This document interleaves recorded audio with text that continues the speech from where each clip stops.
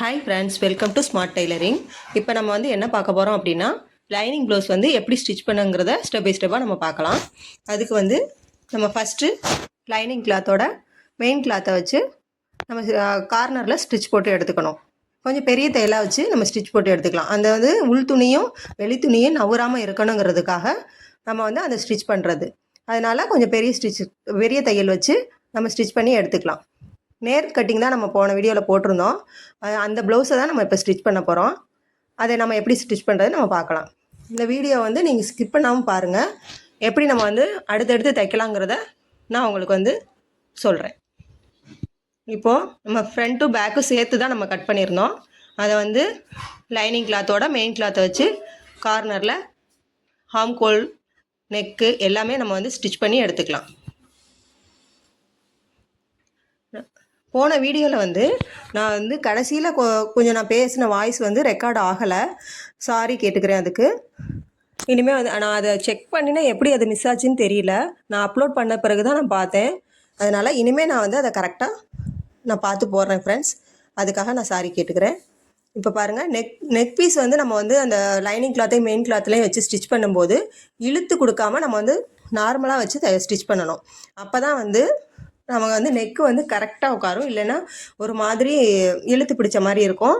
Shoulder வந்து loose கொடுக்கும். அதனால் அதை கரெக்டாக வந்து தையல் போட்டு எடுத்துக்கோங்க.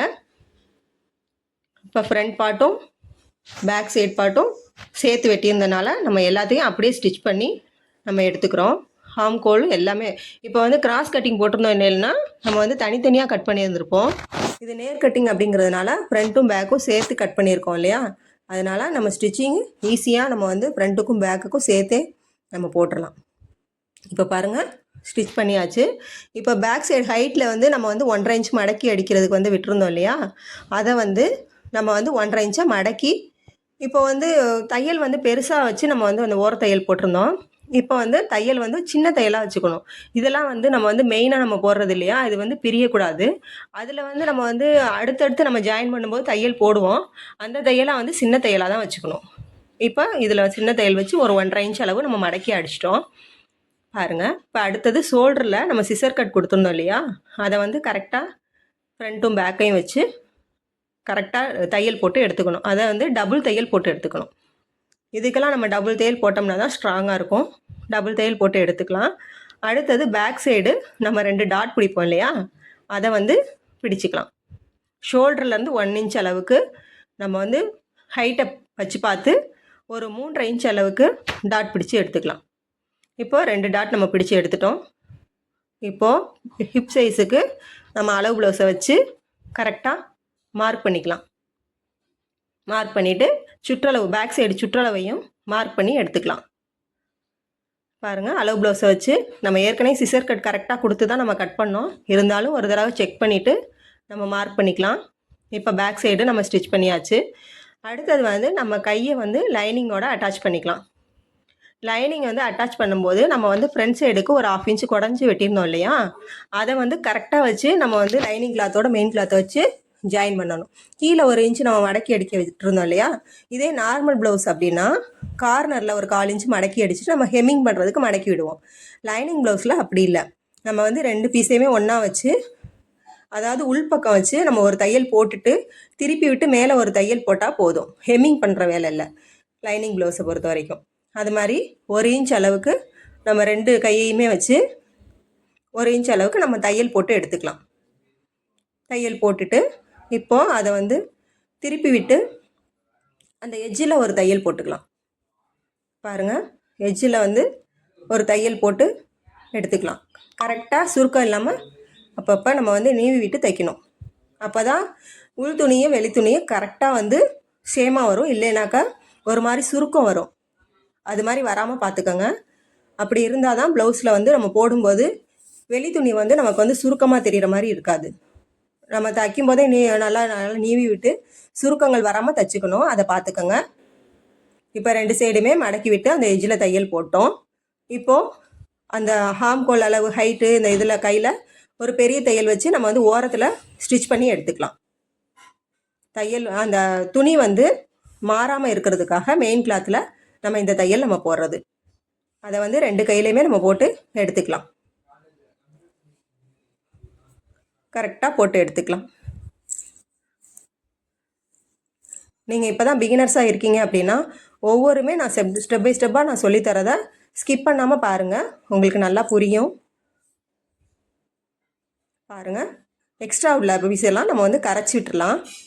கரைச்சி விட்டுட்டு நம்ம ஆர்காட் பண்ண வேண்டிய இடத்துலலாம் கட் பண்ணி விட்டுட்டு இப்போது 2ஆக மடக்கி வச்சு 2 கையுமே ஒன்றா நம்ம வந்து உள்பக்கத்து மடக்கி வச்சு இப்போ அளவு ப்ளவுஸை வச்சு நம்ம வந்து சுற்றளவாக மார்க் பண்ணிக்கலாம். கையோட சுற்றளவும் ஹாம்கோலோட சுற்றளவையும் நம்ம கரெக்டாக அளவு ப்ளவுஸை வச்சு மார்க் பண்ணி எடுத்துக்கலாம். பாருங்கள், கரெக்டாக ஏற்கனவே நம்ம வந்து அதே மாதிரியே நான் சொல்கிறேன். ஏன்னா நம்ம ஏற்கனவே கரெக்டாக வச்சு தான் நம்ம வந்து சிசர் கட் கொடுத்துருக்கோம். ஆனால் அதனால நம்ம அசால்ட்டாக நம்ம தான் கரெக்டாக தானே அளவு கொடுத்துருக்கோம். நம்ம வந்து அடுத்தடுத்து தைச்சோம்னா கடைசியில் நமக்கு அளவுகள் மாறுறதுக்கு சான்ஸ் இருக்குது. அதனால் நீங்கள் எப்போவுமே ஒவ்வொன்றும் தைச்ச பிறகும் மறுபடியும் நம்ம வந்து ஒரு தடவை செக் பண்ணிட்டோம் அப்படின்னா உங்களுக்கு வந்து மிஸ்டேக்கே வராது. நம்ம எந்த பயமும் இல்லாமல் நம்ம ஸ்டிச் பண்ணி கொடுக்கலாம். நம்ம நல்லா தைச்சிருக்கோம், நம்ம வந்து லூஸாக இருக்குமோ அப்படிங்கிற பயமே நமக்கு தேவையில்லை. ஏன்னா தைக்கிற ஒவ்வொன்றுமே நம்ம வந்து செக் பண்ணி தைக்கும்போது எந்த அளவுகளும் மாறாது, ஃபிட்டிங்கும் கரெக்டாக இருக்கும். நீங்கள் பயப்படாமல் இதை பார்த்து தைச்சி பழகிக்கங்க. வெளியில் வாங்கி நீங்கள் தைக்கிறீங்க அப்படின்னா பயம் இல்லாமல் நீங்கள் கண்டிப்பாக நல்லா வாங்கி தைக்கலாம். ஆர்டர் நிறைய வரும். நம்ம ஒரு இடத்துக்கு வேலைக்கு போனால் கரெக்ட் டைமிங்க்கு போகணும், அந்த பிரச்சனையெல்லாம் நமக்கு இல்லை. இதை கற்றுக்கிட்டோம் அப்படின்னு சொன்னாக்கா நம்ம வீட்டில் இருந்தே நம்ம வேலைகளெல்லாம் முடிச்சுட்டு நம்ம ஃப்ரீயாக இருக்க நேரத்துலையே நம்மளாலேயும் சம்பாதிக்க முடியும். இப்போது நம்ம ஃப்ரண்ட்டு டாட் பிடிச்சிக்கலாம். ஃப்ரண்ட்டில் 3 டாட் பிடிப்போம் இல்லையா, சென்ட்ரு டாட்டு, பட்டி டாட்டு, ஹாம்கோல்கிட்ட ஒரு டாட்டு, 3 டாட்டுமே பிடிக்கணும். ஒவ்வொன்றுக்கும் நம்ம வந்து டபுள் தையல் போட்டு எடுத்துக்கணும். சிங்கிள் தையல் போட்டோம் அப்படின்னா பிரியறதுக்கு சான்ஸ் இருக்குது. அதனால் நம்ம வந்து டபுள் தையல் போட்டு எடுத்துக்கலாம். இப்போ 2 சைடுமே 3 டாட் நம்ம வந்து போட்டு எடுத்துக்கணும். பாருங்கள், போட்டு எடுத்துக்கிட்டோம். இப்போது பட்டி நம்ம பார்க்கணும். நம்ம வந்து பட்டியை வந்து மெயின் கிளாத்தில் டபுளாக வெட்டியிருக்கிறேன், லைனிங் கிளாத்தில் வந்து சிங்கிளாக வெட்டியிருக்கேன். மொத்தம் வந்து நம்ம தச்சு எடுக்கும்போது 3 கிளாத்தாக வரும். மெயின் கிளாத் வந்து டபுளாக வரும், லைனிங் கிளாத் வந்து சிங்கிளாக வரும். அதை வந்து நம்ம எப்படி கொடுக்குறது அப்படின்னா நம்ம 3 டாட் வச்சுருக்கிறதுல அந்த நல்ல பக்கத்தில் பட்டி ஜாயின் பண்ணுற இடத்துல கார்னரில் நல்ல துணியும் லைனிங் துணியையும் ஃப்ரண்ட்டில் வச்சுக்கணும். உள் சைடு வந்து நம்ம வந்து டபுளாக வெட்டியிருக்கனால அதையே மடக்கி உள் பக்கத்துக்கும் வச்சுக்கலாம். நம்ம இப்படி போட்டு திருப்பும்போது பிசிறுவே வெளியில் தெரியாது. பிசிறு வெளியே தெரியாமல் நம்ம வந்து இதை ஈஸியாக ஸ்டிச் பண்ணலாம். பாருங்கள், கொஞ்சம் கவனமாக பாருங்கள். நான் இந்த மெயின் கிளாத்தை டபுளாக கொடுத்துருக்கிறதுனால அந்த டபுளாக வச்சுட்டு நடுவில் அந்த கிராஸ் பீஸ் ஃப்ரண்ட்டு இது பண்ணோம் இல்லையா, அதை வச்சு நம்ம வந்து ஒரு தையல் போட்டு எடுத்துக்கலாம். 2லையுமே இதே மாதிரியே நம்ம தையல் போட்டு எடுத்துக்கிட்டு அதை வந்து திருப்பி விட்டுக்கலாம். திருப்பி விட்டுட்டோன்னா அந்த வந்து கார்னரில் அந்த தையல் போட்டு உள்ளே திருப்பி இருக்கோம்ல, அந்த எட்ஜில் ஒரு தையல் போட்டுக்கலாம். எட்ஜில் ஒரு தையல் 2 சைடுமே போட்டு எடுத்துக்கணும். பாருங்கள், அதே மாதிரி இந்த இதையும் நம்ம உள்ளேருந்து திருப்பி விட்டுட்டு ஒரு தையல் போட்டு எடுத்துக்கலாம். ஒரு தையல் போட்டு எடுத்துக்கிட்டோம்னா சுருக்கம் இல்லாமல் நல்லா நீட்டாக வரும், பிசுறும் வெளியில் தெரியாது. இப்போ ஃப்ரண்ட்டில் நம்ம வந்து பட்டி ஜாயின் பண்ணியாச்சு. இப்போது பட்டன் பட்டி ஜாயின் பண்ணணும். அதுக்கு வந்து நம்ம சைடு ஆம்கோல் அளவு, பின் சைடு சைடோட அளவையும் ஃப்ரண்ட்டோட சைடோட அளவையும் வச்சு பார்த்து கீழே வந்து எக்ஸ்ட்ரா இருந்தால் ஒரு மார்க் பண்ணிக்கணும். அதே மாதிரி பட்டன் பட்டிக்கிட்டையும் அளவு ப்ளவுஸை வச்சு ஒரு மார்க் பண்ணிக்கணும். அந்த எக்ஸ்ட்ரா உள்ளதை நம்ம மடக்கி ஒரு தையல் போட்டுக்கலாம். நம்ம மார்க் பண்ணியிருக்கோம் இல்லையா, அதை வந்து ஒரு ஸ்டிச் போட்டு எடுத்துக்கலாம். 2 சைடுமே அதே மாதிரி ஸ்டிச் போட்டு எடுத்துக்கணும். எடுத்துட்டு இப்போ அடுத்தது வந்து நம்ம பட்டன் பட்டி வைக்கணும். அதை வந்து சிங்கிளாக லைனிங் மட்டும் ஒரு சிலர் கொடுத்து தைப்பாங்க. நான் வந்து மெயின் கிளாத்தையும் அதுக்கும் லைனிங் கொடுத்தும் நான் தைப்பேன். அப்போ தான் கொஞ்சம் நல்லா ஸ்ட்ராங்காக இருக்குங்கிறதுனால நான் டபுளாக தான் கொடுப்பேன். அப்படி கொடுக்கும்போது அந்த இடத்துல வந்து நம்ம வந்து கொக்கியை நம்ம தச்சு கொடுத்தாலும் கூட அது வந்து அந்த தையெல்லாம் வெளியில் அசிங்கமாக தெரியாமல் இருக்கும், நமக்கு வந்து ஸ்ட்ராங்காகவும் இருக்கும். அது எப்படின்னு பார்த்துக்கோங்க. இப்போ வந்து பட்டன் பட்டி நம்ம ஜாயின் பண்ணுறோம், டபுளாக கொடுத்துருக்குறேன். இப்போ இதில் வந்து வி கட்டு கொக்கி கட்டு 2 இருக்கும். அதில் வி கட் நான் வைக்கல, பார் கட்டுற மாதிரி தான் நான் கொடுக்குறேன். அதுக்கு வந்து டபுள் தையல் நம்ம போடுவோம். கொக்கி சைடு வந்து துணியை டபுளாக வச்சு ஒரு தையல் போட்டுட்டு அதுக்கு மேலே ஒரு தையல் படிமான தையல் ஒன்று போடணும். படிமான தையல் ஒன்று போட்டுட்டு அதை ஸ்டிச் பண்ணி எடுத்துக்கலாம்.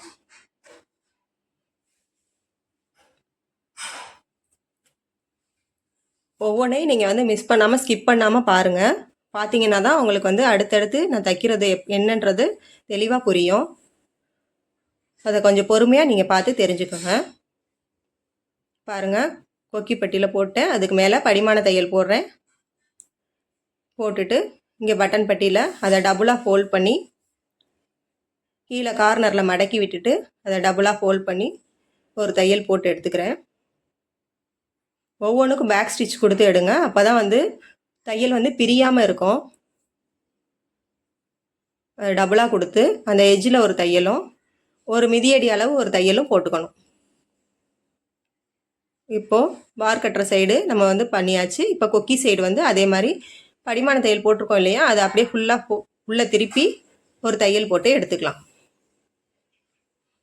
இப்போது நம்ம வந்து பட்டன் பட்டி தைச்சாச்சு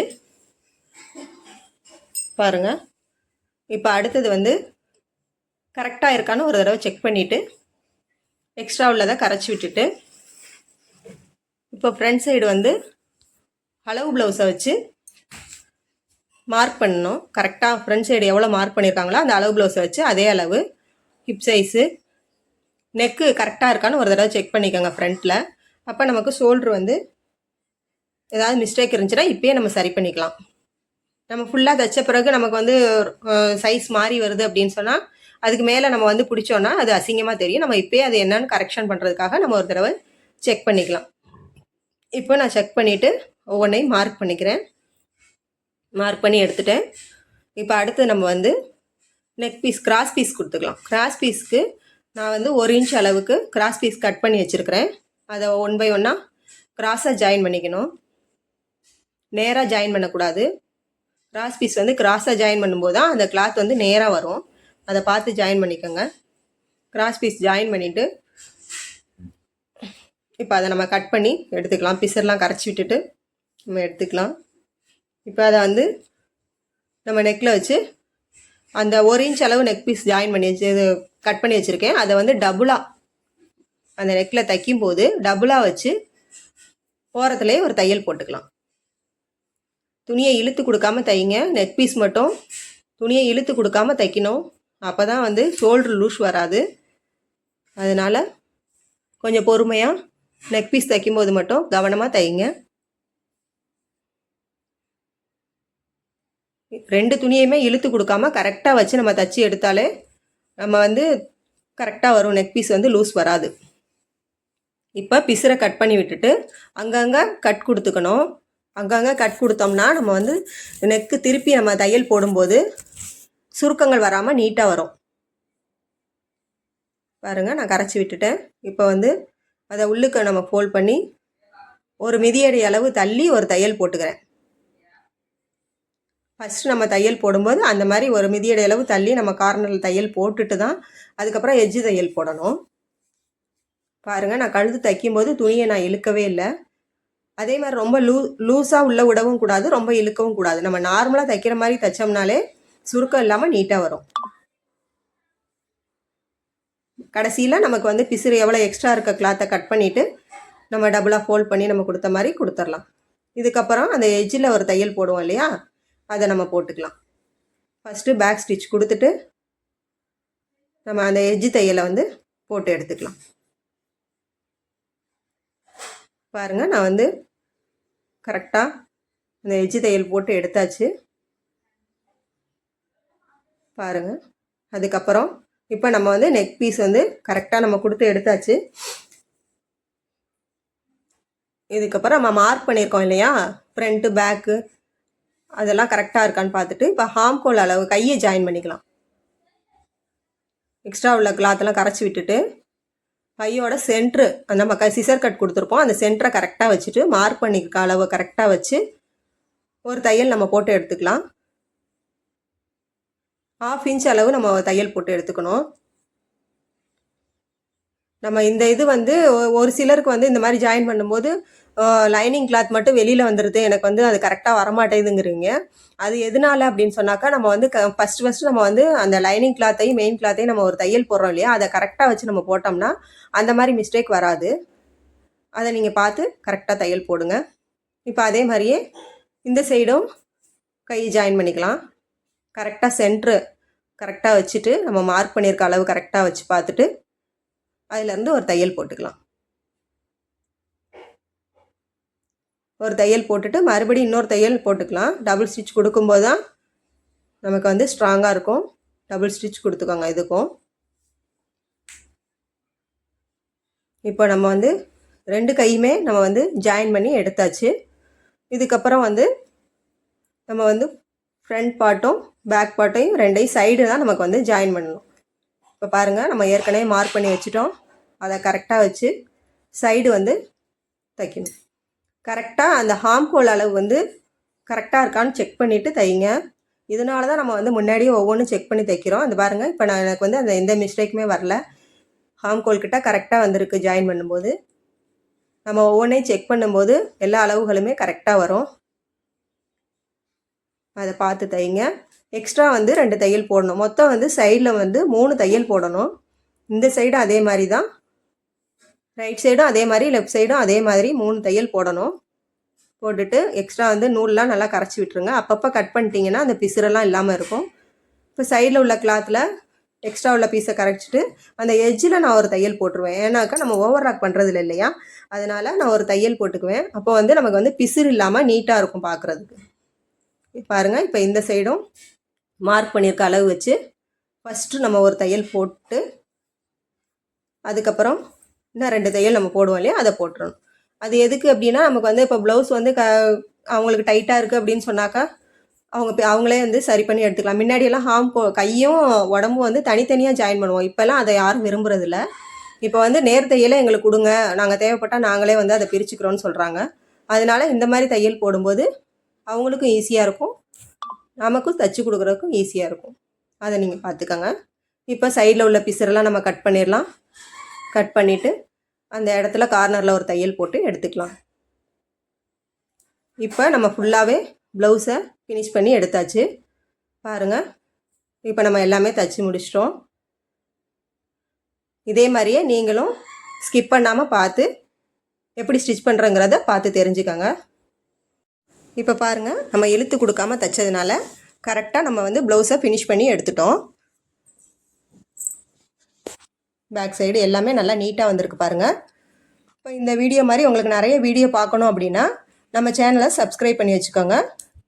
இந்த வீடியோ உங்களுக்கு பிடிச்சிருந்துச்சுன்னா லைக் பண்ணுங்கள், ஷேர் பண்ணுங்கள், கமெண்ட் பண்ணுங்கள். பாய்.